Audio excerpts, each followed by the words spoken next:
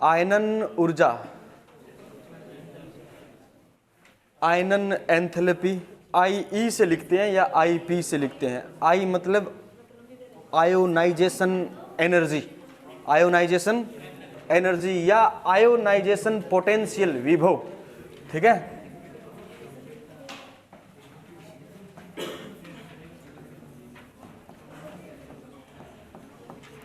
Ionisation, English अर्थ लिख लेना, energy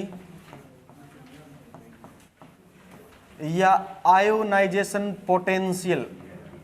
P का अर्थ होता है पोटेंशियल।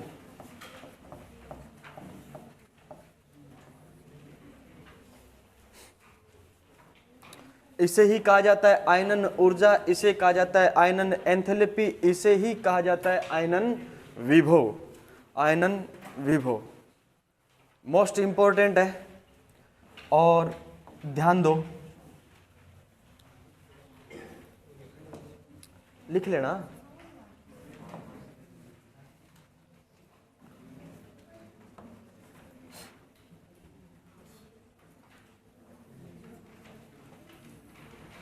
किसी परमाणु का श्योंजी कोश है, कोई एक परमाणु है जिसका श्योंजी कोश है और श्योंजी कोश में उपस्थित क्या है?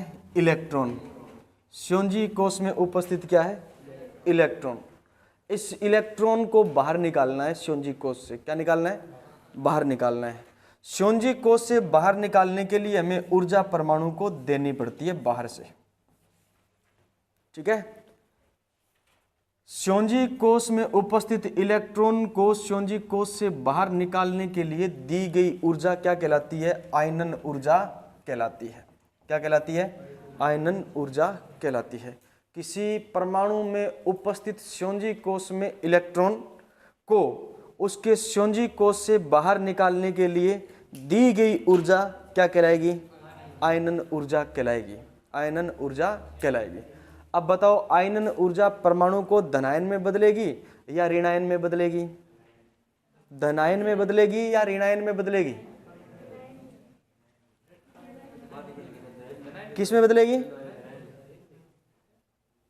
इलेक्ट्रॉन जब परमाणु से बाहर जाता है, बाहर निकलता है, तो माइनस चार्ज कम होता है। माइनस चार्ज क्या होता है? प्लस चार्ज क्या होता है? बढ़ता है। इसका मतलब परमाणु किस में बदलेगा? धनायन में बदलेगा। किस में बदलेगा? धनायन में बदलेगा। क्लियर है? आयनन ऊर्जा परमाणु को धनायन में बदलने के काम आती है। समझ में आ गई बात? ठीक, कोई दिक्कत किसी को नहीं है? आयनन ऊर्जा है क्या? किसी विलगित गैसीय परमाणु से, किसी विलगित गैसीय परमाणु के श्योंजी कोश से इलेक्ट्रॉन को निकालने के लिए दी गई ऊर्जा क्या कहलाती है? आयनन ऊर्जा, आयनन विभव, आयनन एंथैल्पी कहलाती है। यह परमाणु को किस में बदलती है? धनायन में बदलती है। अब देखो, एक रासायनिक अभिक्रिया हो रही है। मान लीजिए एक क्रिया कारक A है और एक क्रिया कारक क्या है? B है। इन दोनों के बीच में आप अभिक्रिया कराओगे तो एक प्रोडक्ट बना है आपके पास में C। क्या बना है? C। मैंने कहा ये अभिक्रिया तब संपन्न होगी जब आपने इसको बाहर से ऊर्जा दी। आपने इसको बाहर से क्या दी? ऊर्जा दी। इस आधार पर अभिक्रियाएं पढ़ते हैं अपन, एक तो ऊष्मा शोषी और एक पढ़ते हैं ऊष्मा क्षेपी। क्षेपी का मतलब क्या होता है? वे अभिक्रियाएं जो संपन्न होने के बाद में ऊर्जा का उत्सर्जन करती है उसे कहते हैं ऊष्मा क्षेपी। क्या कहते हैं? ऊष्मा क्षेपी। और ऐसी अभिक्रियाएं जिनको संपन्न करवाने के लिए हमें बाहर से एनर्जी दी जाती है हमारे द्वारा, उसको कहा जाता है ऊष्मा शोषी। उसको कहा जाता है ऊष्मा शोषी। तो आपने इसको बाहर से एनर्जी दी, आपने इसको बाहर से एनर्जी दी, तो आयनन विभव जो प्रक्रम है वो कैसा प्रक्रम बनेगा? ऊष्मा शोषी या ऊष्मा क्षेपी? ऊष्मा शोषी प्रक्रम। तो आयनन विभव कैसा प्रक्रम है? ऊष्मा शोषी प्रक्रम है। कैसा प्रक्रम है? ऊष्मा शोषी प्रक्रम है। समझ में आई बात? तो आयनन विभव कैसा प्रक्रम है? ऊष्मा शोषी प्रक्रम है। देखो इधर,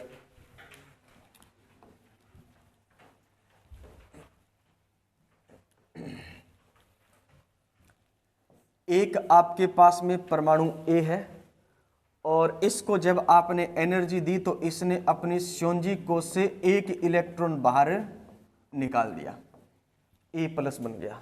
क्या बन गया? ए प्लस बन गया। ठीक है, ए प्लस को आपने एनर्जी दी तो फिर ये ए प्लस क्या बन गया? 2 बन गया और एक इलेक्ट्रॉन और क्या निकल गया? बाहर निकल गया। क्लियर है बात? अब की बार आपने ए प्लस 2 को एनर्जी दी तो एक इलेक्ट्रॉन और निकला और एक इलेक्ट्रॉन और निकला तो ये बन गया ए प्लस 3। क्या बन गया? ए प्लस 3। क्लियर है बात? मान लीजिए इसके पास अभी इलेक्ट्रॉन थे, जब आपने एनर्जी नहीं दी थी उससे पहले इसके पास इलेक्ट्रॉन थे, मान लीजिए 12। कितने इलेक्ट्रॉन थे? 12। एक इलेक्ट्रॉन निकाला तो कितने इलेक्ट्रॉन बच गए? 11 इलेक्ट्रॉन बच गए। ठीक है, यहां पर 2 इलेक्ट्रॉन निकाले, कितने इलेक्ट्रॉन बच गए? 10 इलेक्ट्रॉन बच गए। ठीक है, यहां पर कितने इलेक्ट्रॉन निकाले आपने? 3 इलेक्ट्रॉन निकाले, कितने इलेक्ट्रॉन बच गए? 9 इलेक्ट्रॉन बच गए। परमाणु एक ही है, एक +1 धनायन है, एक +2 धनायन है और एक +3 धनायन है। इसका मतलब ये हुआ, इसके लिए अपन कहते हैं आपकी जो आयोनिक एनर्जी होती है, आयनन एनर्जी होती है, उसको लिखते हैं अपन IE फर्स्ट से। किससे लिखते हैं? IE फर्स्ट से। यानी जब कभी भी परमाणु, उदासीन परमाणु से एक इलेक्ट्रॉन बाहर निकाला जाएगा तो उसकी आयनन ऊर्जा पहली आयनन ऊर्जा होगी।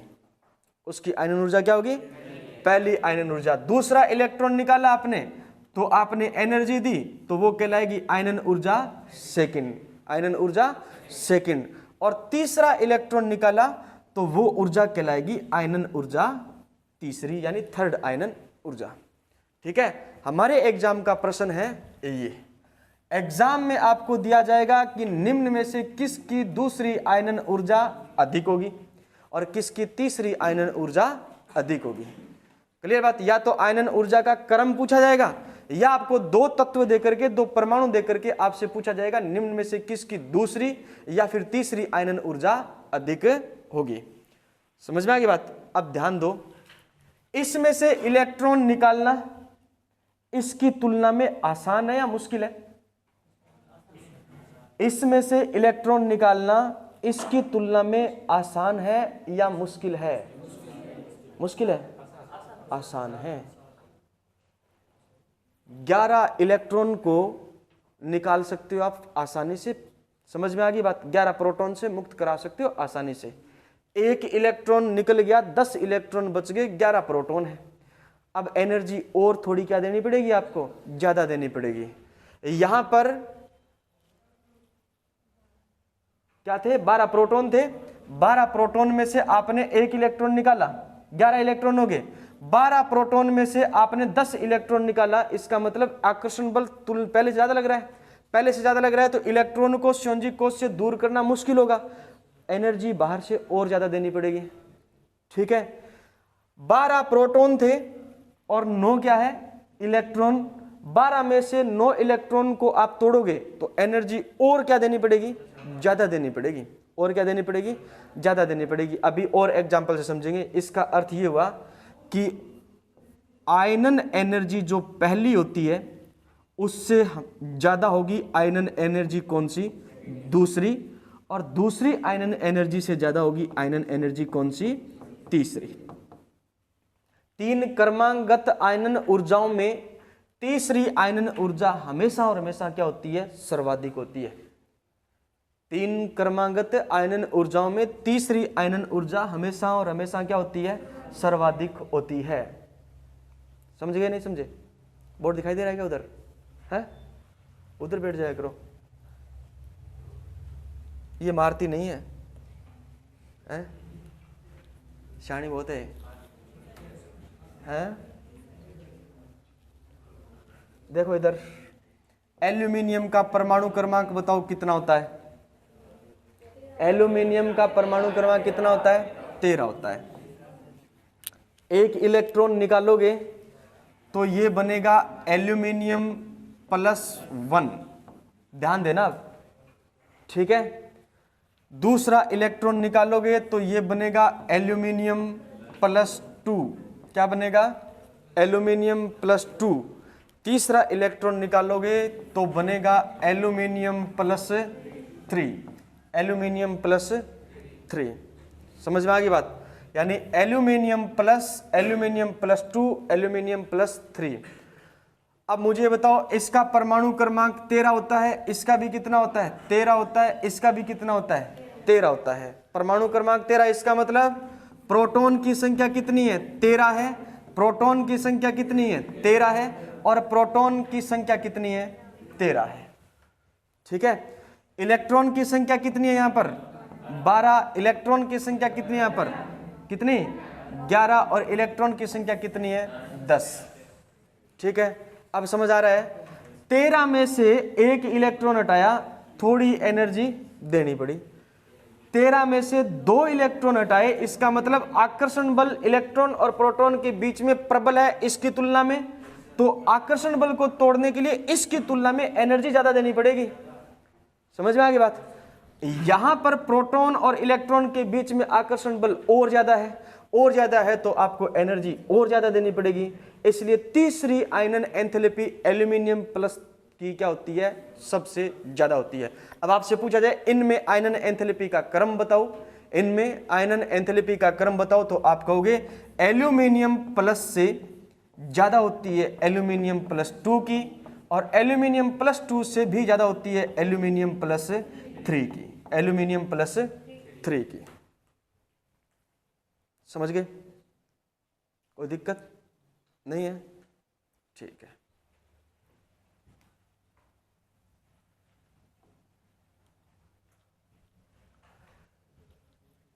किसी उदासीन विलगित गैसीय परमाणु के बाह्यतम कोश से एक इलेक्ट्रॉन को पृथक करने के लिए दी जाने वाली ऊर्जा क्या कहलाती है, आयनन ऊर्जा कहलाती है। ठीक है, आयनन ऊर्जा परमाणु को किस में बदलती है, धनायन में बदलती है, और यह क्या होती है, उष्मा शोषी होती है। क्या होती है, उष्मा, बाहर से एनर्जी देते हैं हम परमाणु को, इसलिए क्या कहलाती है, उष्मा शोषी कहलाती है। ठीक है,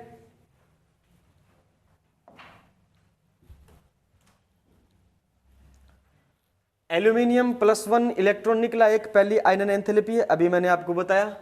दूसरा इलेक्ट्रॉन निकाला, तो याद रखना ये दूसरी आयनन एंथैल्पी कहलाएगी। और एल्यूमिनियम से आपने तीसरा इलेक्ट्रॉन निकाला, तो क्या कहलाई, ये आयनन एंथैल्पी तीसरी कहलाई। और हमने लिखा है किसी परमाणु की 3 क्रमांगत आयनन ऊर्जाओं में तीसरी आयनन ऊर्जा सर्वाधिक होती है, तीसरी आयनन ऊर्जा सर्वाधिक होती है। हमने ये पढ़ लिया है ना। सबसे कम होगी आयनन एंथैल्पी फर्स्ट, और सबसे ज्यादा होगी आयनन एंथैल्पी थर्ड। ठीक है, आयनन ऊर्जा को प्रभावित करने वाले कारक, आयनन ऊर्जा को प्रभावित करने वाले कारक।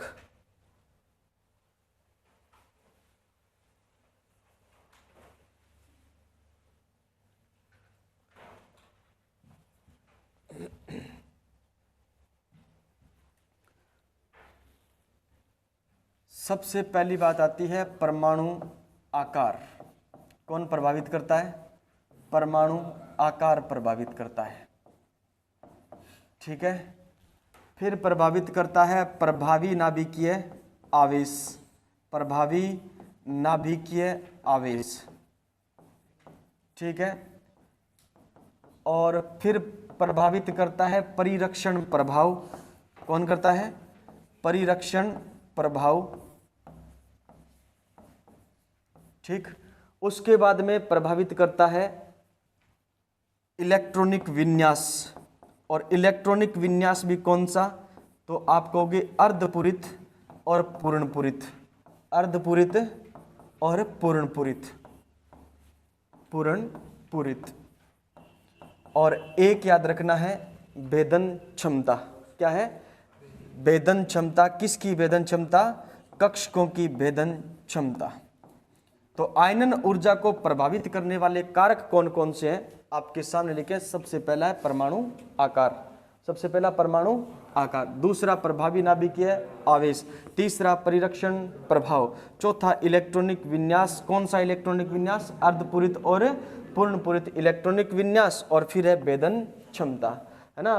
प्रश्न सीधा बन जाए, निम्नलिखित में से आयनन ऊर्जा को प्रभावित करने वाला कारक नहीं है या है? तो ये तो करते हैं, इनके अलावा जो भी है वो नहीं करता। समझ में आ गई बात? ठीक है। अब बताओ, एक आवर्त में बाएं से दाएं चलते हैं, परमाणु आकार में क्या परिवर्तन आता है? बाएं से दाएं चलते हैं तब क्या होता है? घटता है ना। हाँ, अपन चलते हैं लिथियम से लेकर के कहां तक? नियोन तक। कहां तक चलते हैं? नियोन तक चलते हैं। तो लगातार याद रखना है, आकार में क्या आती है? आकार में आती है कमी। आकार में क्या आती है? कमी। अब जितना आकार जितना ज्यादा छोटा होगा तो इलेक्ट्रॉन को संयोजी कोश से अलग करना उतना ही क्या हो जाएगा? मुश्किल हो जाएगा। यानी नाभिक के जितना पास इलेक्ट्रॉन होगा उस इलेक्ट्रॉन को नाभिक से दूर करना बहुत क्या हो जाएगा? मुश्किल हो जाएगा। तो आकार घटने के कारण आयनन ऊर्जा का मान क्या हो जाता है? बढ़ जाता है। आयनन ऊर्जा का मान क्या हो जाता है? बढ़ जाता है। इसका अर्थ ये हुआ कि अगर आकार घटेगा तो आयनन ऊर्जा लगातार क्या होती जाएगी? बढ़ती जाएगी, है ना। तो एक आवर्त में बाएं से दाएं चलने पर क्या क्रम रहेगा? आयनन ऊर्जा का क्या क्रम रहेगा? बढ़ती है। क्या होता है? बढ़ती है। मुझे आप ये बताओ, सोडियम और बात करें अपन एल्यूमिनियम, सोडियम और एल्यूमिनियम, Na और एल्यूमिनियम, इनमें आयनन ऊर्जा ज्यादा किसकी है? एल्यूमिनियम की। क्योंकि सोडियम तो अपने आवर्त में सबसे बड़ा परमाणु है। सबसे बड़ा परमाणु है। क्षारीय धातु अपने आवर्त में सबसे बड़े होते हैं नहीं होते? हाँ। और हेलोजन क्या होते हैं? सबसे छोटे होते हैं। तो आयनन ऊर्जा अपने आवर्त में सर्वाधिक किसकी होगी? अपने आवर्त में सर्वाधिक किसकी होगी? हेलोजन्स की होगी। किसकी होगी? हेलोजन्स की होगी। हाँ, ठीक है, याद रखना। फिर अगर अपन बात करें इस हिसाब से अर्धपूरित और पूर्णपूरित, फिर याद रखना हेलोजन्स की ना होकर किसकी होगी? अक्रिय गैसों की होगी। ठीक है। तो सोडियम और एल्यूमिनियम के अंदर बात करें अपन तो आयनन ऊर्जा ज्यादा किसकी है? एल्यूमिनियम की है। किसकी है? एल्यूमिनियम की है। ठीक है। अब आप मुझे बताओ, एक आ गया हमारे पास में सोडियम, और सोडियम के बाद में आ गया मैग्नीशियम। कौन आ गया? मैग्नीशियम। इन दोनों में आयनन ऊर्जा ज्यादा किसकी है?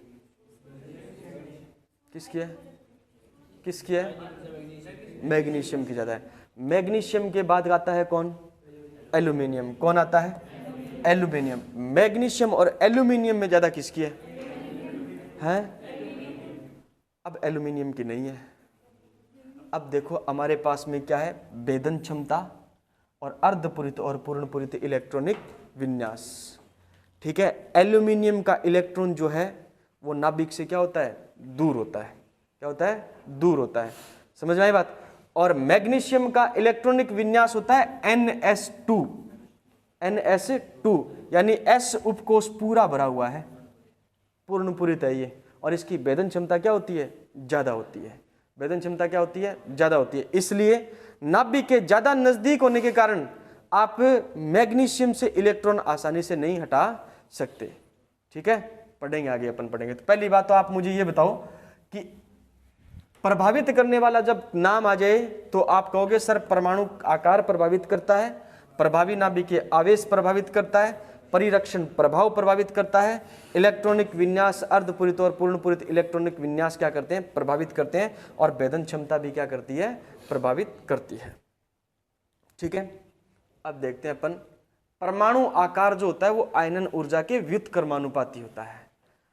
आयनन ऊर्जा क्या होता है? व्युत्क्रमानु, या हम ये कह सकते हैं आयनन ऊर्जा परमाणु क्रमांक के क्या होती है, या परमाणु आकार के क्या होती है? व्युत्क्रमानुपाती है।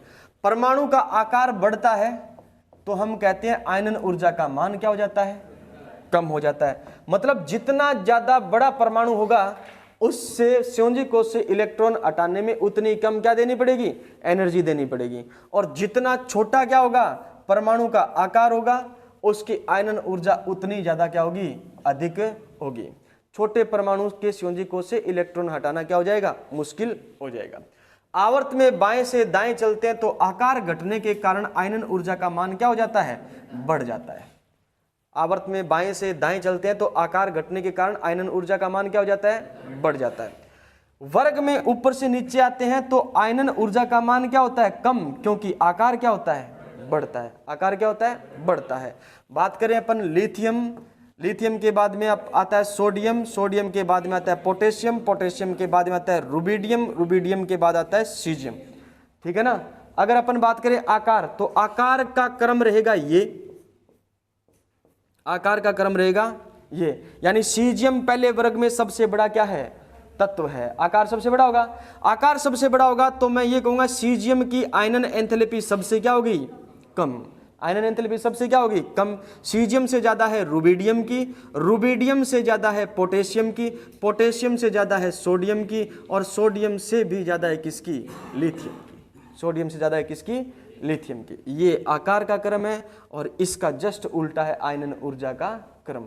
यही तो कारण है कि सीजियम का उपयोग अपन कहां पर करते हैं, प्रकाश विद्युत सेल के अंदर करते हैं, या अपन ये कह सकते हैं सोलर प्लेट के अंदर इसका उपयोग किया जाता है। थोड़ी सी एनर्जी मिलने के कारण ही ये अपने संयोजी कोष का एक इलेक्ट्रॉन क्या कर देता है, त्याग देता है। समझ में आ गई बात, ठीक है। तो सीजियम पहले वर्ग के अंदर सबसे कम क्या रखता है, आयनन एंथैल्पी रखता है। क्यों, क्योंकि आकार भी पूरी आवर्त सारणी में सबसे क्या होता है, बड़ा होता है। पूरी आवर्त सारणी में सबसे बड़ा होता है। समझ आया।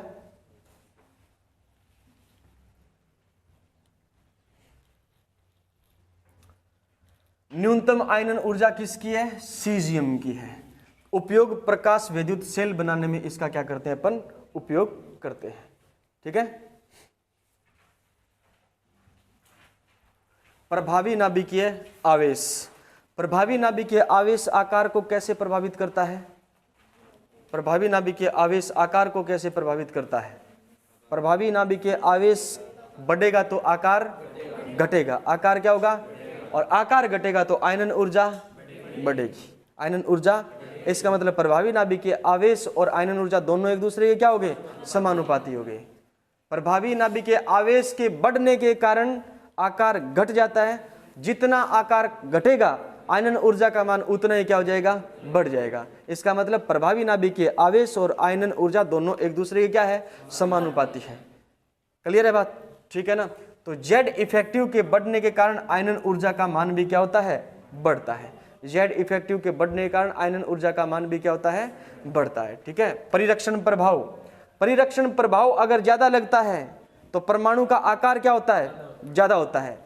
परिरक्षण प्रभाव ज्यादा लगता है तो परमाणु का आकार भी क्या होता है, ज्यादा होता है। और जितना बड़ा आकार होगा आयनन ऊर्जा उतनी क्या हो जाएगी, कम हो जाएगी। जितना बड़ा क्या होगा आकार, आयनन ऊर्जा उतनी क्या हो जाएगी, कम हो जाएगी। तो परिरक्षण प्रभाव और आयनन ऊर्जा एक दूसरे के क्या है, व्युत्क्रमानुपाती है। एक दूसरे की क्या है, व्युत्क्रमानुपाती है। ये चीजें जब ही समझ आएगी जब आपको प्रभावी नाभिकीय आवेश और परिरक्षण प्रभाव का अच्छे से ज्ञान है और परमाणु आकार का अच्छे से ज्ञान है। तीन चीजें रट लो, प्रभावी नाभिकीय आवेश, परिरक्षण प्रभाव और परिरक्षण प्रभाव, आकार और प्रभावी नाभिकीय आवेश। जहां पर अपवाद आएगा वहां पर काम करेगा आपका क्या चीज, एक तो अर्धपूरित और पूर्णपूरित इलेक्ट्रॉनिक विन्यास और एक कक्षकों की भेदन क्षमता। समझ आ गई बात। अपवाद उन्हीं के कारण बनते हैं। तो तीन चीज आपको रेगुलरली मुख्य जवानी याद होनी चाहिए भी। परमाणु आकार बाएं से दाएं चलते हैं तो क्या इफेक्ट पड़ता है, प्रभावी नाभिकीय आवेश बाएं से दाएं चलते हैं तो क्या इफेक्ट पड़ता है, परिरक्षण प्रभाव आकार को कैसे इफेक्ट डालती है। समझ आ गई बात, ठीक है।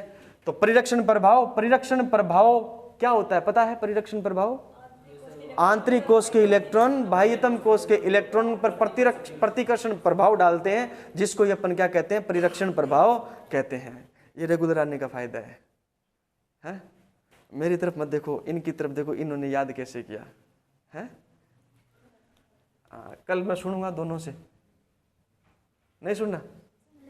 हाँ कल सुनूंगा मैं, पहले तो ये पूछूंगा परिरक्षण प्रभाव क्या होता है, आते ही पूछूंगा क्लास में। परिरक्षण प्रभाव और आयनन ऊर्जा। कक्षकों की भेदन क्षमता, एक कक्षक की नाभिक के निकट पहुंचने की क्षमता को अपन क्या कहते हैं? भेदन क्षमता कहते हैं। सबसे निकट कौन होता है? S। सबसे निकट S होता है, तो S की भेदन क्षमता क्या होती है? सर्वाधिक होती है। S की भेदन क्षमता क्या होती है? सर्वाधिक। अरे ये नहीं पढ़ते क्या? 1S 2S पढ़ते नहीं पढ़ते? 2P पढ़ते नहीं पढ़ते? 3S 3P। तो सबसे निकट कौन होता है? उसके बाद कौन आता है? P के बाद में कौन आता है? 4S 3D, D आता है, आता नहीं आता? फिर आता है F, है ना? तो हमने पढ़ा सर S जो है वो सबसे निकट होता है, इसलिए भेदन क्षमता भी सबसे क्या होती है? ज्यादा होती है। और F सबसे दूर होता है, इसलिए भेदन क्षमता कम होती है। और परिरक्षण प्रभाव भी नगण्य होता है F इलेक्ट्रॉन का, ठीक है। भेदन क्षमता अधिक होने से आयनन ऊर्जा का मान बढ़ता है। भेदन क्षमता के अधिक होने से आयनन ऊर्जा का क्या बढ़ता है? मान बढ़ता है। किसके लिए? एक ही कोष के लिए। किसके लिए? एक ही कोष के लिए। जैसे सर जी 2S और 2P में भेदन क्षमता किसकी अधिक है? S की अधिक है, P की क्या है? कम है। P की क्या है? कम है। क्लियर है बात? 2S और 2P में भेदन क्षमता अधिक किसकी है? S की अधिक है और P की क्या है? कम है। अब भेदन क्षमता जितनी ज्यादा होगी ना, आयनन ऊर्जा उतना ही अधिक बढ़ेगी, ठीक है। अब देखो इसका एग्जाम्पल, चलो पहले इसको क्लियर कर लेते हैं। अर्धपूरित और पूर्णपूरित इलेक्ट्रॉनिक विन्यास क्या होते हैं? स्थायी होते हैं। अगर कोई कक्षक आधा भरा हुआ है या उपकोष आधा भरा हुआ है तो उससे इलेक्ट्रॉन निकालने के लिए एनर्जी ज्यादा चाहिए। किसकी तुलना में? रिक्त कक्षकों की तुलना में। समझ में आ गई बात? और पूर्णपूरित का मतलब हो गया 2P6, ठीक है, 3D10 और 4F14, 4F14। समझ आए? ये पूरे भरे हुए हैं। अब इनमें से अगर आप इलेक्ट्रॉन निकालोगे ना तो एनर्जी बहुत ज्यादा देनी पड़ती है, इसलिए आयनन ऊर्जा का मान क्या हो जाता है? बढ़ जाता है। जहां जहां पर भी अर्धपूरित इलेक्ट्रॉनिक विन्यास आ जाए उसके लिए आपको आयनन ऊर्जा का मान ज्यादा करना है। आयनन ऊर्जा का मान क्या करना है? ज्यादा करना है। और जहां जहां पर पूर्णपूरित इलेक्ट्रॉनिक विन्यास आ जाए वहां भी आयनन ऊर्जा का मान क्या करना है? ज्यादा करना है, ठीक है। वहां भी आयनन ऊर्जा का मान क्या करना है? ज्यादा करना है। जैसे आप मुझे बताओ क्लोरीन, ठीक है, क्लोरीन के बाद में कौन आता है? आर्गन आता है। कौन आता है? आर्गन। अब मैं आपसे पूछूं, बताओ इन दोनों में आयनन ऊर्जा का मान ज्यादा किसका है?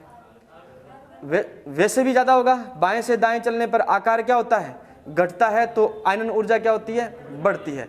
तो पूर्णपूरित इलेक्ट्रॉनिक विन्यास है इसका आर्गन का, है ना।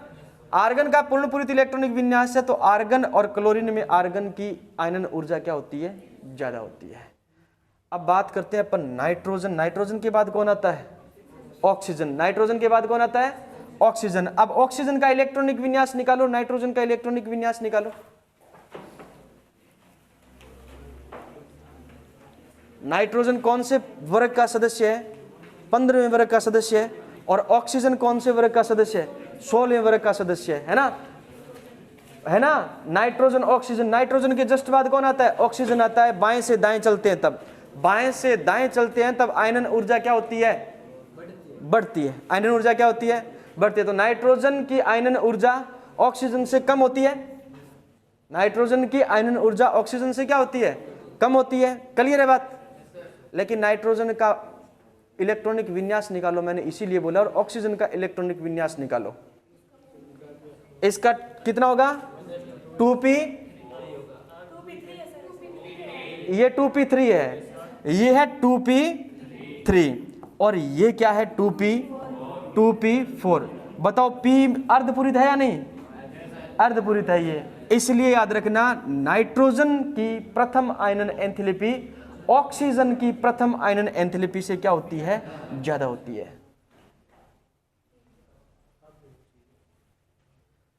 समझ आया? नाइट्रोजन की प्रथम आयनन एंथैल्पी ऑक्सीजन की आयनन एंथैल्पी से ज्यादा क्यों होती है?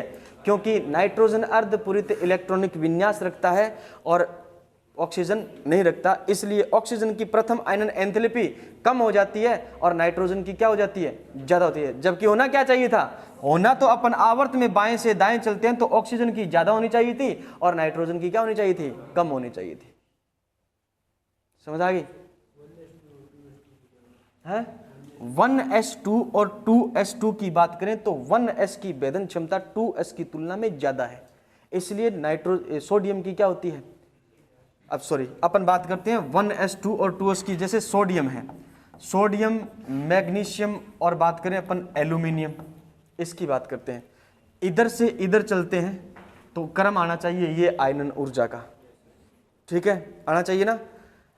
लेकिन याद रखना यहां पर आकर के मैंने कहा मैग्नीशियम की प्रथम आयनन एंथैल्पी एल्यूमिनियम के प्रथम आयनन एंथैल्पी से क्या होती है, ज्यादा होती है। कारण यही है कि इस मैग्नीशियम की भेदन क्षमता है एल्यूमिनियम से क्या होती है, ज्यादा होती है। ठीक है, ये रहेगा क्रम, पढ़ेंगे अपन, क्रम सबका लिखा हुआ है आगे। पहले बताओ आप, अर्धपूरित इलेक्ट्रॉनिक विन्यास और पूर्णपूरित इलेक्ट्रॉनिक विन्यास ज्यादा स्थायी होते हैं, इसलिए इलेक्ट्रॉन को बाहर निकालने के लिए एनर्जी क्या देनी पड़ती है, ज्यादा देनी पड़ती है ना। इसलिए इनके इलेक्ट्रॉनिक विन्यास में आयनन ऊर्जा का मान भी क्या होता है, ज्यादा होता है। ठीक, आ जाओ इधर, देखो इधर, लिथियम, बेरिलियम और बोरोन, लिथियम, बेरिलियम और boron, carbon, nitrogen, oxygen, fluorine और नियोन। इधर से इधर चलते हैं ना तो हमारे पास में क्रम होना चाहिए था ये होना चाहिए था क्रम। आयनन ऊर्जा आवर्त में बाएं से दाएं चलते हैं बढ़ती है क्योंकि परमाणु का आकार कम होता है, ठीक है, क्रम होना चाहिए था ये। लेकिन अपन बात करें लिथियम वाले आवर्त की तो बोरोन जो है उसकी प्रथम आयनन एंथैल्पी बेरिलियम की तुलना में कम होती है क्योंकि बेरिलियम का इलेक्ट्रॉनिक विन्यास क्या होता है, 2s2, क्या होता है, 2s2 होता है। इसलिए भेदन क्षमता किसकी ज्यादा है, बेरिलियम की ज्यादा है।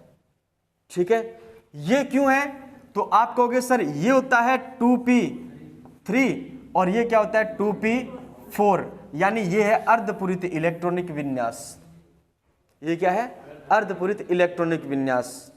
ठीक है, सोडियम, मैग्नीशियम, एल्यूमिनियम, मैग्नीशियम की एल्यूमिनियम से क्या होती है, ज्यादा होती है प्रथम आयनन एंथैल्पी। क्यों, क्योंकि भेदन क्षमता मैग्नीशियम की ज्यादा होती है, किसकी तुलना में, एल्यूमिनियम की तुलना में, किसकी तुलना में, एल्यूमिनियम की तुलना में। और सल्फर और फोस्फोरस में ज्यादा होता है कौन, फोस्फोरस की आयनन ऊर्जा, प्रथम आयनन एंथैल्पी फोस्फोरस की क्या होती है, ज्यादा होती है। क्यों, क्योंकि अर्धपूरित इलेक्ट्रॉनिक विन्यास। अब ये आ जाती है आपकी कौन सी श्रेणी, 3D श्रेणी। इनको डी ब्लॉक में अलग से पढ़ेंगे। पहले बताओ इन दोनों वर्ग, इन दोनों आवर्त में कोई दिक्कत है क्या, नहीं होनी चाहिए दिक्कत। अपवाद जहां पर बन रहा है उसको मुख्य जवानी याद रखोगे, ठीक है, उसको क्या याद रखोगे, मुख्य जवानी। हो सकता है अगर आयनन ऊर्जा का प्रश्न आएगा ना तो ये 4 तत्व ये और 4 तत्व ये, इनमें से कोई एक प्रश्न आपको मिलेगा और आपको दोनों की आयनन ऊर्जा का क्रम क्या होगा पहचानना पड़ेगा। ठीक है, चलो आगे।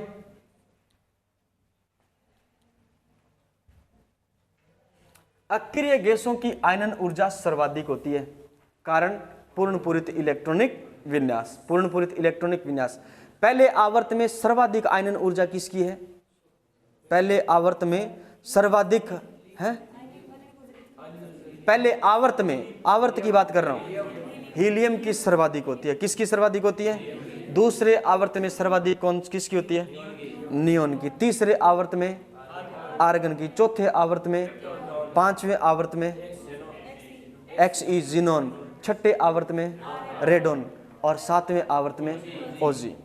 ठीक है, क्लियर बात। 1 से लेकर के 7 आवर्त तक जितने भी अंतिम तत्व हैं उन सब की आयनन ऊर्जा क्या होती है, सर्वाधिक होती है। कारण बताओगे क्या, पूर्णपूरित इलेक्ट्रॉनिक विन्यास, पूर्णपूरित इलेक्ट्रॉनिक विन्यास। क्षारीय धातुओं की अपने आवर्त में आयनन ऊर्जा न्यूनतम होती है, कारण क्षारीय धातुओं की आयनन ऊर्जा अपने आवर्त में न्यूनतम होती है, कारण परमाणु आकार में क्या होते हैं, अपने अपने आवर्त में बड़े होते हैं, परमाणु आकार में अपने अपने आवर्त में। अरे लिथियम, और बात करें अपन सोडियम, बात करें potassium, rubidium, caesium, rubidium, caesium, तो ये अपने अपने आवर्त के बड़े तत्व नहीं है क्या? बड़े तत्व। तो आयनन ऊर्जा न्यूनतम होगी या नहीं होगी अपने अपने आवर्त में?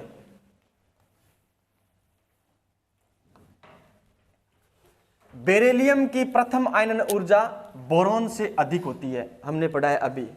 कारण कक्षकों की भेदन क्षमता अधिक होने के कारण, ठीक है।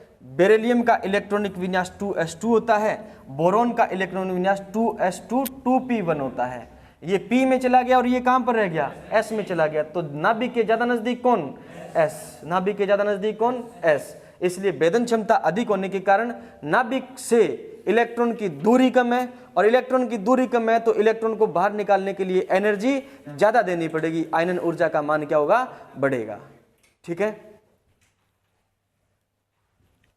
नाइट्रोजन और ऑक्सीजन में नाइट्रोजन की प्रथम आयनन ऊर्जा ऑक्सीजन से अधिक होती है। कारण है अर्धपूरित तथा स्थायी इलेक्ट्रॉनिक विन्यास, यानी अर्धपूरित इलेक्ट्रॉनिक विन्यास क्या होता है? स्थायी होता है। अक्रिय गैसों की आयनन ऊर्जा अपने अपने आवर्त में सर्वाधिक होती है। क्यों? पूर्ण पूरित स्थायी इलेक्ट्रॉनिक विन्यास। और हीलियम की आयनन ऊर्जा आवर्त सारणी में सर्वाधिक होती है। क्लियर है बात? सर्वाधिक होती है किसकी? हीलियम की। और न्यूनतम किसकी होती है? न्यूनतम किसकी होती है? सीजियम की। किसकी होती है? सीजियम की होती है। अरे अभी तो बताया था, वर्ग में ऊपर से नीचे आते हैं तो आयनन ऊर्जा का मान लगातार क्या होता है? कम होता है। सबसे बड़े आकार का होता है सीजियम, इसलिए सर्वाधिक कम होती है किसकी? सीजियम की।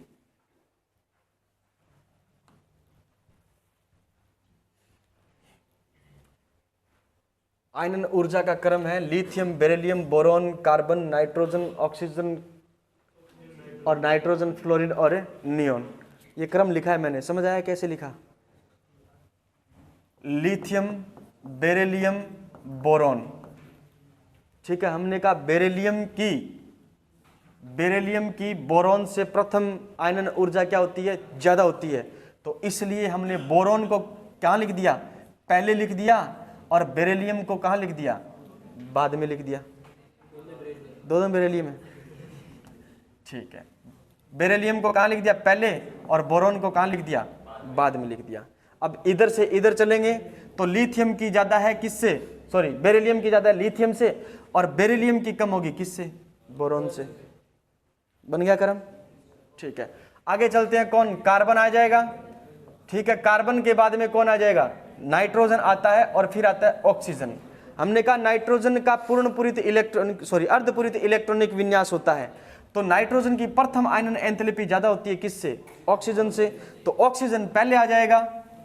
ऑक्सीजन कहां आ जाएगा? पहले आ जाएगा। और नाइट्रोजन कहां आ जाएगा? बाद में आ जाएगा। तो हमने लिखा ये नाइट्रोजन ज्यादा है किससे?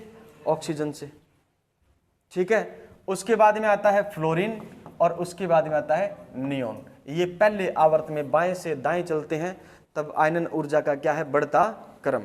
आयनन ऊर्जा का बढ़ता क्रम है। क्या कर दिया? बोरोन, लिथियम, बेरिलियम, बोरोन किधर कर दिया?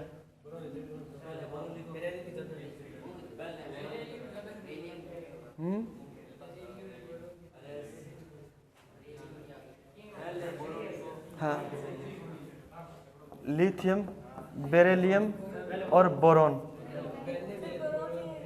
पहले क्या आएगा? बोरोन आएगा। चलो मैंने लिखा, ये लिखा बोरोन, और वहां पर क्या लिखा है? अब सुनना, मेरी बात सुनना। लिथियम, बेरिलियम और क्या है? बोरोन है। हमने कहा बेरिलियम की प्रथम आयनन एंथैल्पी बोरोन से क्या होती है? ज्यादा होती है। लिखा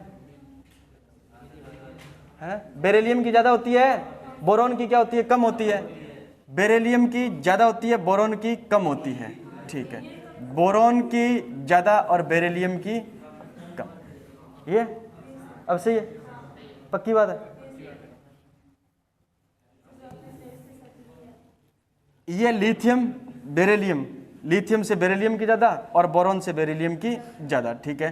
फिर कार्बन, नाइट्रोजन, नाइट्रोजन की ऑक्सीजन से ज़्यादा और कार्बन की नाइट्रोजन की कार्बन से ज़्यादा, फिर फ्लोरीन और फिर नियोन। ठीक है, इसको तो लिखा है हमने संतुलित कर करके, और ये वर्ग में आवर्त में सीधा क्रम है, बस हमने निशान दोनों क्या करिए बदले हैं।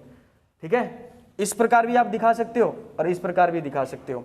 देखो इधर, अगर आप सीधा लिखना चाहो, व्यवस्थित न करना चाहो, तो lithium, beryllium, boron, carbon, nitrogen, oxygen, fluorine और नियोन, ये है।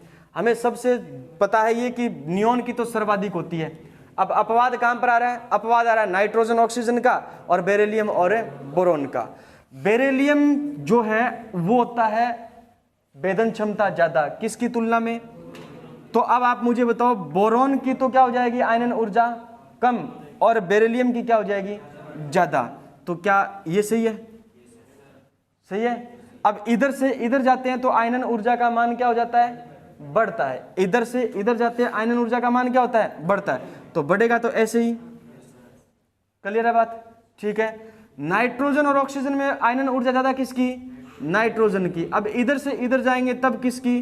तो नाइट्रोजन की किससे ज्यादा होगी? कार्बन से। अब सीधा करना है आपको बस ये। ठीक है, चले आगे। निम्न में से किसकी थर्ड आयनन ऊर्जा सर्वाधिक है? ऐसा प्रश्न आएगा आपके पेपर में। ठीक है, तीसरी आयनन ऊर्जा सर्वाधिक पूछी है। रफ कॉपी निकालो, इधर नहीं देखोगे। ठीक है, ऑप्शन लिखो copper, iron, copper, iron, chromium और जिंक। कॉपर, आयरन, क्रोमियम और जिंक। ऑप्शन लिखा कॉपर, आयरन, क्रोमियम और जिंक। ये लिखा आपने ऑप्शन, लिख लिया। प्रश्न लिखो, किसकी थर्ड आयनन ऊर्जा सर्वाधिक है? किसकी थर्ड आयनन ऊर्जा सर्वाधिक है? इसके लिए आपके पास में होना चाहिए इलेक्ट्रॉनिक विन्यास। इलेक्ट्रॉनिक विन्यास होना चाहिए।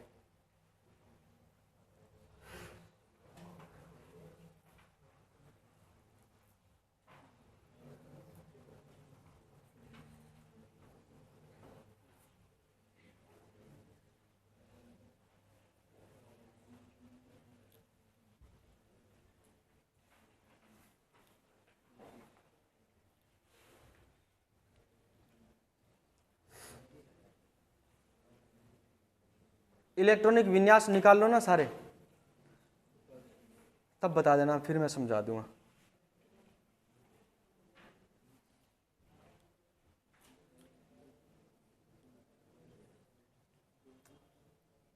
एक तो दे रखा है कॉपर। कॉपर का इलेक्ट्रॉनिक लास्ट इलेक्ट्रॉनिक विन्यास क्या होता है? 4s1 और 3d10। 4s1 और 3d10। ठीक है, फिर दे रखा है आपको क्या? कॉपर के बाद में क्या है? आयरन दे रखा है। आयरन का इलेक्ट्रॉनिक विन्यास क्या होता है? 3d6 4s2। 3d6 4s2। फिर दे रखा है आपको क्रोमियम। क्रोमियम का होता है 3d5 4s1। 4s1 3d5 4s1। और जिंक का होता है 3d10 4s2। जिंक का होता है 3d10।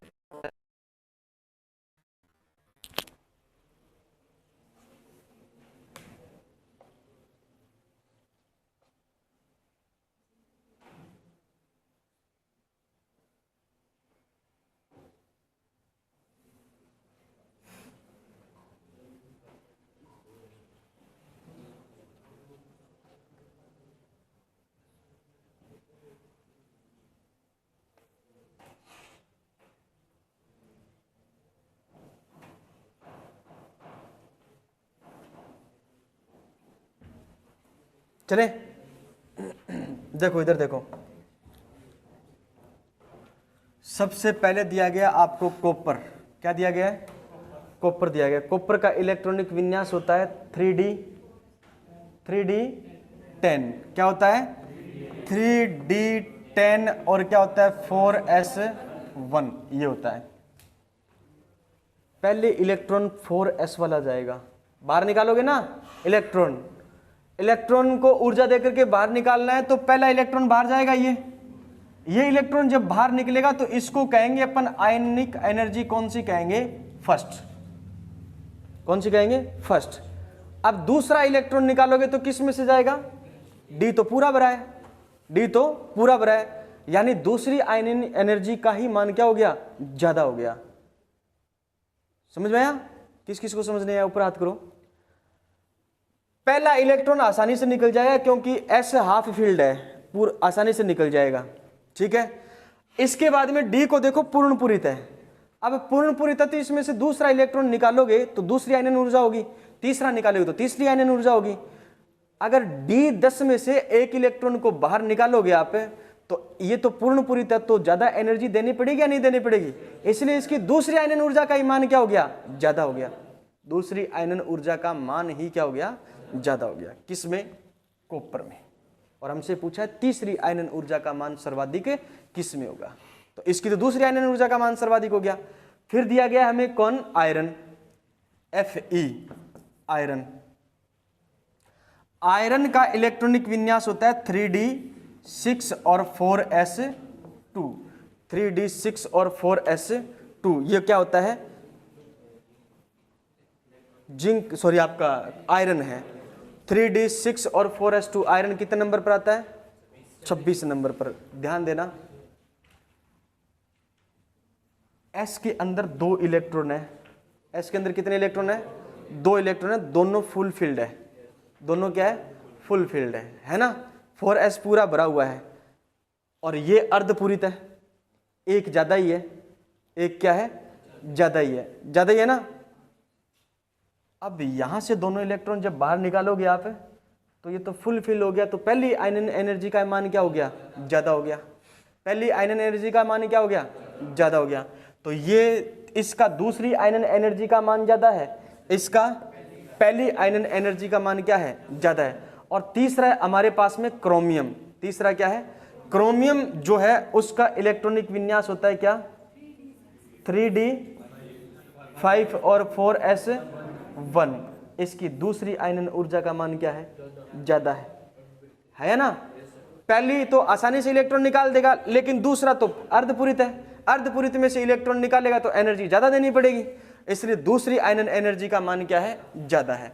अब लास्ट वाला ढंग से समझना, दे रखा है हमें जिंक 3d10 और 4s2, 3d10 और 4s दोनों ही क्या है, तो हमने लिखा है तीसरी एनर्जी का मान क्या है, ज्यादा है। तीसरी एनर्जी का मान क्या है, ज्यादा है, लिखा है ना तीसरी एनर्जी का मान ज्यादा है। लेकिन जिंक तो इलेक्ट्रॉन त्यागता है, जिंक तो इलेक्ट्रॉन त्यागता है, त्यागता नहीं था, जिंक की ऑक्सीकरण अवस्था आगे पढ़ेंगे +2 होती है, त्यागता है जिंक तो, ठीक है। जिंक S के दोनों इलेक्ट्रॉन क्या कर देता है, त्याग देता है। इसलिए D में से अब तीसरा इलेक्ट्रॉन निकालोगे तो सर्वाधिक एनर्जी आपको देनी पड़ेगी, समझे। तो तीसरी एनर्जी, आयनन एनर्जी का मान जिंक का क्या है, यहां पर ज्यादा है, ठीक है। इसीलिए मैंने प्रश्न आपको दिया है, ठीक है। प्रश्न में 30, हाँ निशान लगा लेना जिंक। क्लियर है मेरी बात। प्रश्न बना करके मैंने आपको दिया है आयनन ऊर्जा के उपयोग, आयनन ऊर्जा के उपयोग। पहला उपयोग है अनुप्रयोग, पहला उपयोग है अपचायक सामर्थ्य ज्ञात करना। अपचायक सामर्थ्य क्या करना भाई, ज्ञात करना। अपचायक पढ़ के आए हो आप शायद, अपचायक उपचायक नहीं पढ़ के आए क्या, थोड़ा बहुत पढ़ा है। अपचायक वह पदार्थ जो इलेक्ट्रॉन दान करता है क्या कहलाता है, अपचायक कहलाता है। क्या कहलाता है, अपचायक कहलाता है। अपचायक सामर्थ्य आयनन ऊर्जा की क्या होती है, व्युत्क्रमानुपाती है ना। अपचायक सामर्थ्य आयनन ऊर्जा के क्या है, व्युत्क्रमानुपाती है। इसका मतलब ये हुआ जिसकी आयनन ऊर्जा ज्यादा है वो अपचायक क्या होगा, कम होगा, यानी इलेक्ट्रॉन आसानी से दान नहीं करेगा, इलेक्ट्रॉन आसानी से दान नहीं करेगा। और जिसकी अपचायक आयनन ऊर्जा कम होती है उसकी अपचायक सामर्थ्य ज्यादा होती है। इसका मतलब जल्दी से इलेक्ट्रॉन क्या कर देगा, दान कर देगा, जल्दी से इलेक्ट्रॉन क्या कर देगा, दान कर देगा। याद रखना है, अपचायक सामर्थ्य ज्ञात कर सकते हैं किससे? आयनन ऊर्जा से। किससे ज्ञात कर सकते हैं? आयनन ऊर्जा से। अपचायक क्या होता है? वह पदार्थ जो इलेक्ट्रॉन क्या करता है? दान करता है। वह पदार्थ जो इलेक्ट्रॉन क्या करता है? दान करता है, अपचायक कहलाता है। देखो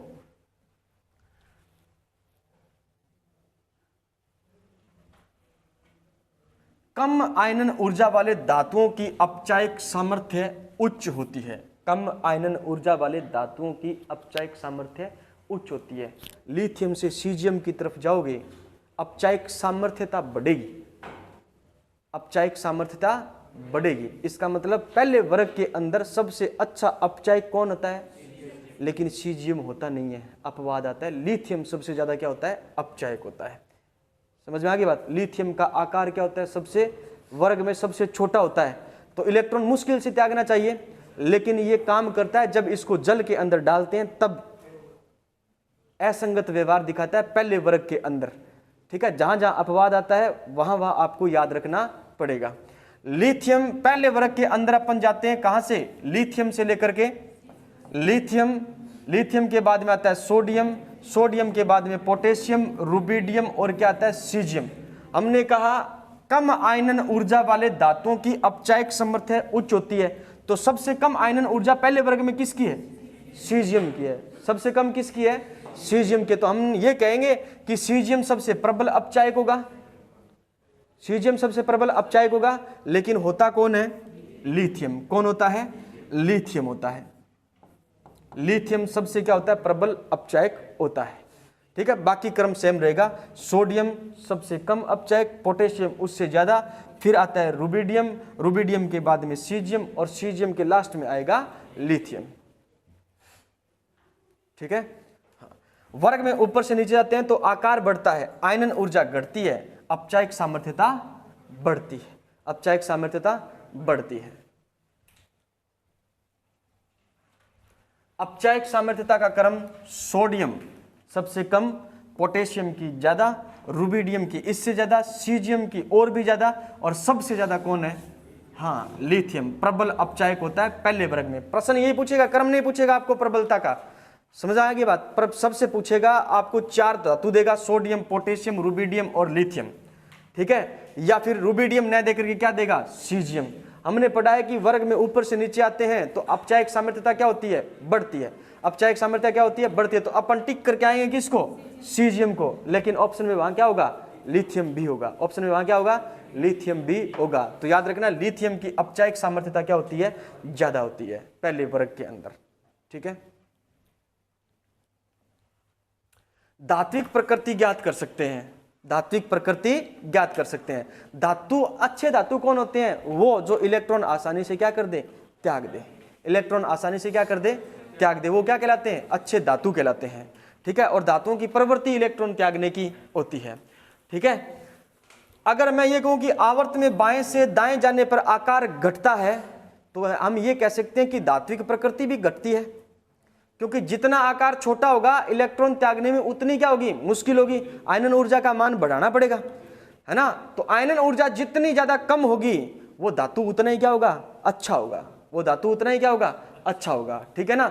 इसलिए आयनन ऊर्जा बढ़ने के कारण धात्विक प्रकृति घट जाती है, धात्विक प्रकृति घट जाती है। इसीलिए अपन पढ़ते हैं कि जो लिथियम है और आपके पास में क्लोरीन है, क्लोरीन तो अधातु है और लिथियम क्या है? धातु है। क्यों? क्योंकि लिथियम की आयनन ऊर्जा कम होती है और क्लोरीन की आयनन ऊर्जा ज्यादा होती है। क्यों? क्लोरीन आकार में बड़ा होता है, छोटा होता है, और लिथियम आकार में क्या होता है? बड़ा होता है। समझ गए बात? ठीक है, हाँ। तो क्लोरीन अधातु है और लिथियम क्या है? धातु है। लिथियम क्या है? धातु है। ठीक है, पहले आप क्लोरीन वाले वर्ग के अंदर चलते हैं अपन ऊपर से नीचे। तो सबसे पहले आता है, बताओ कौन? फ्लोरीन, उसके बाद में आता है क्लोरीन, उसके आता है ब्रोमीन, उसके बाद में आता है आयोडीन। आयोडीन अधातु है, सब जानते हैं अपन, जानते हैं ना?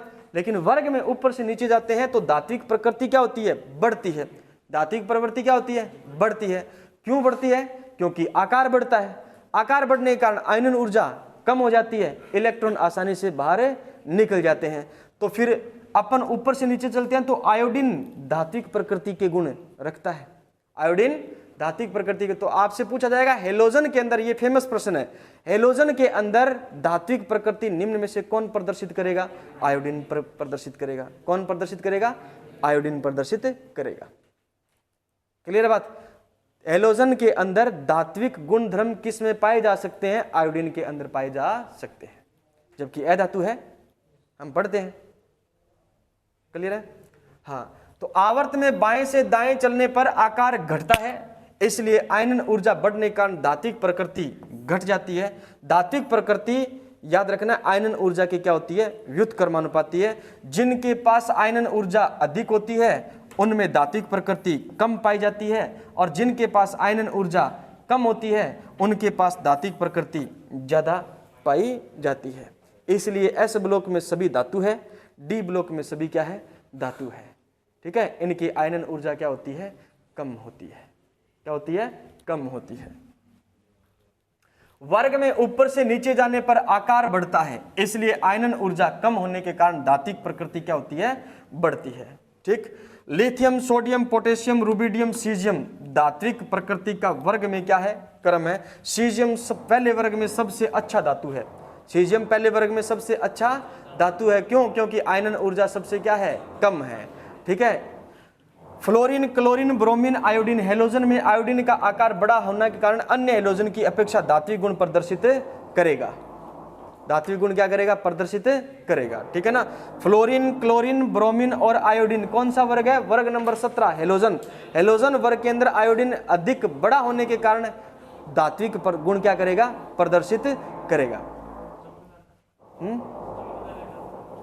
चमकदार आयोडीन।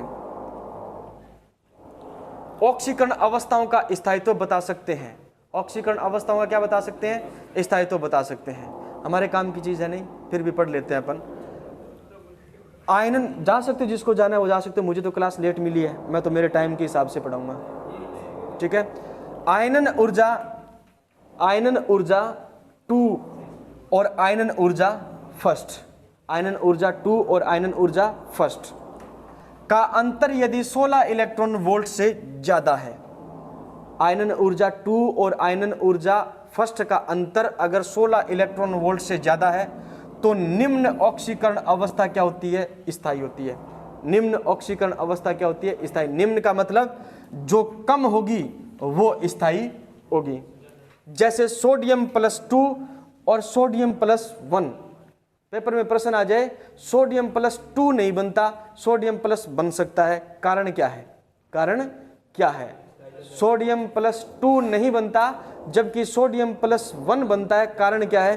तो आप कहोगे ज्यादा स्थायी कौन है? सोडियम +1 है। कारण ये है कि सोडियम +1 बनता है, सोडियम +2 नहीं, क्योंकि IE2 और IE1 का अंतर 16 इलेक्ट्रॉन वोल्ट से क्या है? अधिक है। 16 इलेक्ट्रॉन वोल्ट से क्या है? अधिक है। मतलब ये हुआ कि अगर सोडियम से एक इलेक्ट्रॉन निकाल दिया आपने, आयनन ऊर्जा फर्स्ट बन गई। दूसरा इलेक्ट्रॉन निकालने के लिए आपको 16 इलेक्ट्रॉन वोल्ट से ज्यादा एनर्जी देनी पड़ेगी। समझ में आई बात?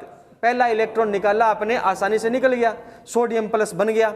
लेकिन जब आप दूसरा इलेक्ट्रॉन निकालोगे तो आपको 16 इलेक्ट्रॉन वोल्ट से अधिक एनर्जी देनी पड़ेगी, इसलिए सोडियम +2 नहीं बन सकता। सोडियम +1 क्या बनेगा? ज्यादा बनेगा और ज्यादा स्थायी रहेगा। समझ गए?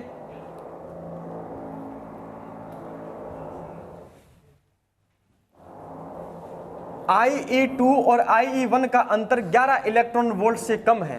किससे कम है? 11 इलेक्ट्रॉन वोल्ट से कम है, तो उच्च ऑक्सीकरण अवस्था स्थायी होती है। जैसे मैग्नीशियम +1 कम स्थायी होता है और मैग्नीशियम +2 ज्यादा स्थायी होता है।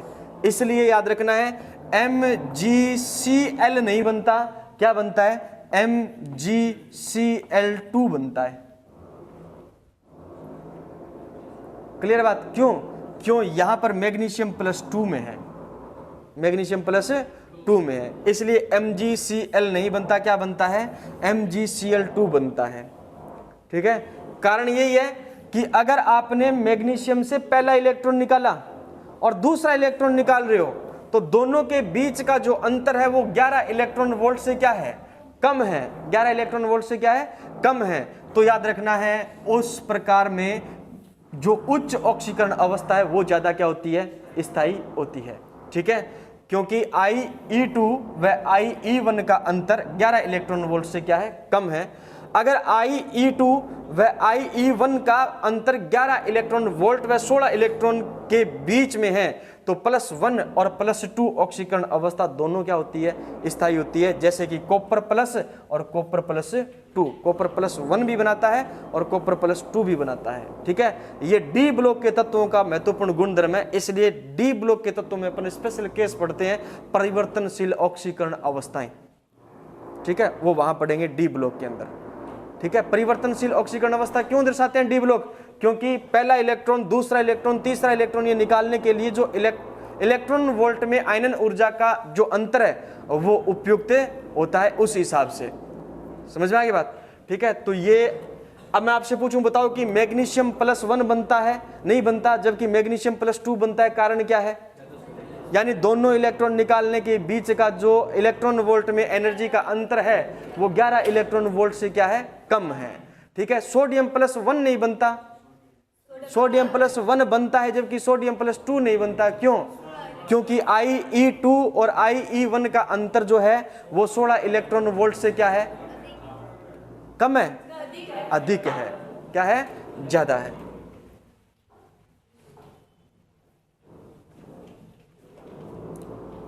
हाइड्रोक्साइडों की प्रकृति भी अपन किससे बता सकते हैं, आयनन ऊर्जा से बता सकते हैं। ठीक है, हाइड्रोक्साइड NaOH सोडियम हाइड्रोक्साइड है और ये क्लोरीन का हाइड्रोक्साइड है। क्लोरीन का क्या है, हाइड्रोक्साइड है, सोडियम का हाइड्रोक्साइड है और वो क्लोरीन का क्या है, हाइड्रोक्साइड। बताओ किधर से किधर चल रहे हैं, आवर्त में चल रहे हैं। किधर से किधर चल रहे हैं, बाएं से दाएं चलते हैं, बाएं से दाएं चलते हैं। सोडियम की आयनन ऊर्जा क्या होती है, कम होती है। क्यों? आकार क्या होता है, बड़ा होता है। क्लोरीन में ऑक्सीजन की आयनन ऊर्जा क्या होती है, ज्यादा होती है। क्या होती है, ज्यादा होती है। समझ गए? क्यों? आकार क्या होता है, छोटा होता है। धातु क्षारीय ऑक्साइड बनाते हैं, यही कारण है कि जो धातुएं हैं वो क्या बनाती है, क्षारीय ऑक्साइड बनाती है, और अधातुएं क्या बनाती है, अम्लीय हाइड्रोक्साइड बनाती है। क्यों? क्योंकि ये जलीय विलयन के अंदर H+ क्या देते हैं, आयन देते हैं। H+ क्या देते हैं, आयन देते हैं। क्लियर है बात?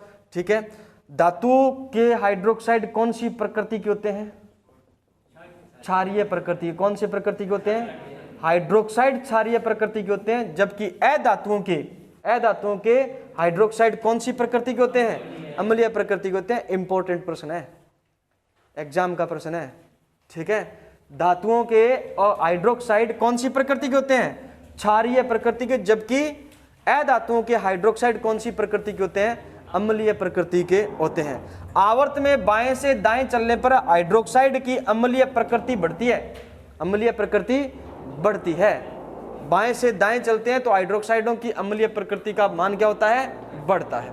अब आपसे पूछा जाए कि बताओ सोडियम का हाइड्रोक्साइड और ऑक्सीजन, इधर क्लोरीन हाइड्रोक्साइड, कौन सा, क्लोरीन हाइड्रोक्साइड, इनमें ज्यादा अम्लीय कौन होगा, हाँ, और ज्यादा क्षारीय कौन होगा, सोडियम हाइड्रोक्साइड। ठीक है, आपसे पूछा कौन सा एक ऑक्साइड अम्लीय प्रकृति का है, प्रश्न आएगा ऐसा। ठीक है ना, कौन सा एक ऑक्साइड हाइड्रोक्साइड अम्लीय प्रकृति का है और कौन सा एक हाइड्रोक्साइड क्षारीय प्रकृति का है। ठीक है, इलेक्ट्रॉन लब्धि ऊर्जा, इलेक्ट्रॉन लब्धि ऊर्जा।